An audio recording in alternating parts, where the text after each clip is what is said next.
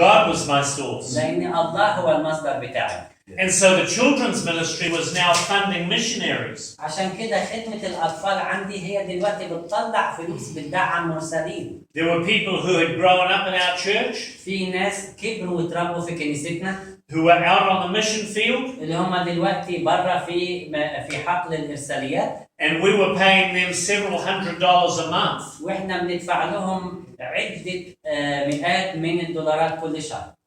And then all of a sudden, all the other pastors saw that I had money. وفجأة كده كل الأسس الآخرين شافوا إن أنا معايا فلوس. And they said, that's not fair. وقالوا ده مش عادل. And I said, they were right. وأنا قلت فعلا هم على حق. I didn't care if it was fair or not. أنا ما يهمنيش إذا كان ده عدل ولا مش عدل. I had the money. أنا معايا الفلوس. I was able to do more. وأنا كنت قادر إني أعمل المزيد. It made me happy to be able to do more. ده بيسعدني إن أنا أكون قادر على عمل المزيد. It wasn't about having the money. الموضوع مش بيخص امتلاك الفلوس. The money came in so that we could pay for doing things. الفلوس جات عشان كده إحنا كنا نقدر ندفع للحاجات المحتاجينها. And so this is something that's very important for you to think about too. وده شيء مهم جدا ليك إنك تفكر فيه أيضا. Now we didn't just spend all the money that we had coming in. إحنا مش بس ما صرفناش كل الفلوس اللي دخلت علينا أو دخلت لنا. Some of that money we would save. بعض الفلوس دي كان المفروض إن إحنا بندخره وإحنا ادخرناها. So that when we came up against a big project, عشان لما وصلنا لمشروع كبير we could throw our money at it. كنا نقدر نرمي فلوسنا في المشروع الكبير ده. And the solution was there. وكان يبقى عندنا الحل متوفر. So we were able to mobilize and do things. إحنا كنا قادرين إن إحنا نحرك ونعمل الأشياء. During that period of time, I took a group of children. وفي خلال الفترة دي من الوقت أنا أخذت مجموعة من الأطفال. Down to Belize. أخذتهم لبلد بليز. With Pastor Rick and Miss Tracy. مع الأسيس ريك وميس تريسي. And the children put on a vacation Bible school for children in Belize. والأطفال هم اللي عملوا مدرسة كتاب مقدس للأطفال اللي في البلد دي. Because we had money that we were able to afford to do things like that. لأن كان معنا فلوس مكنتنا من إن إحنا نعمل حاجات زي كده. See, the church didn't need to be needy. الكنيسة مش محتاجة إنها تكون في عوز. We were able to be giving to people. إحنا كنا قادرين إن إحنا نعطي للناس مش ناخد منهم يعني. Now when we started, we didn't have everything. ولما إحنا ابتدينا ما كانش عندنا كل شيء.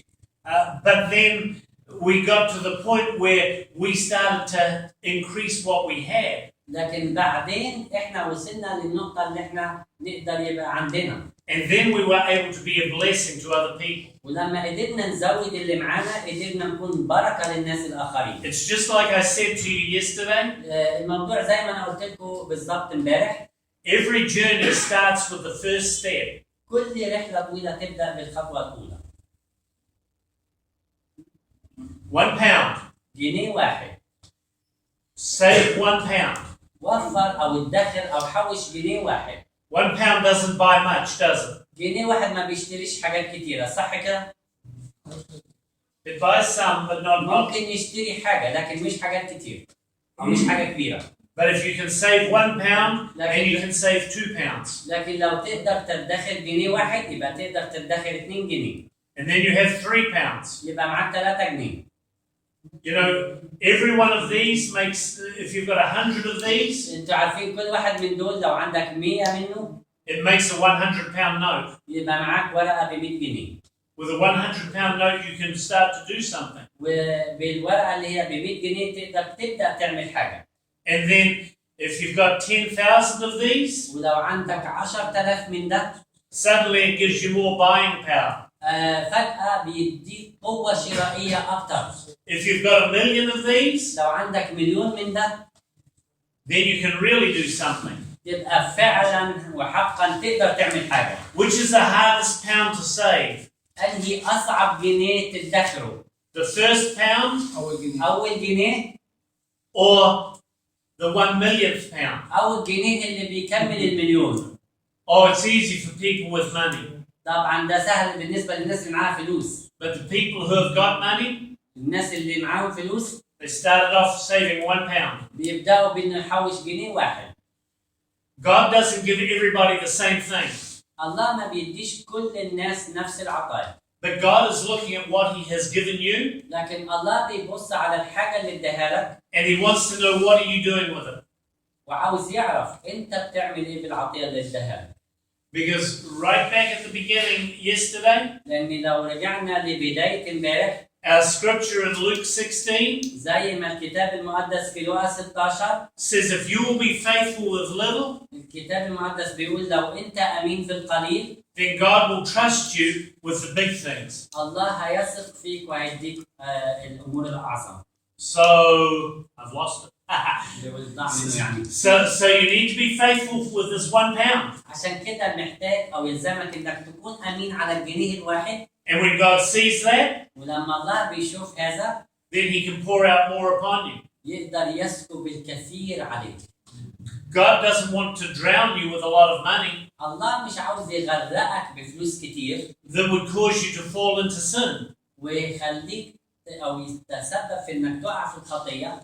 But God wants to fund you لكن الله عاوز يدعمك ماديا so that you will spend wisely. عشان تقدر تصرف بحكمة. It's important to have big dreams. مهم إن يكون عندك أحلام كبيرة. Dreams that are bigger than your pocketbook.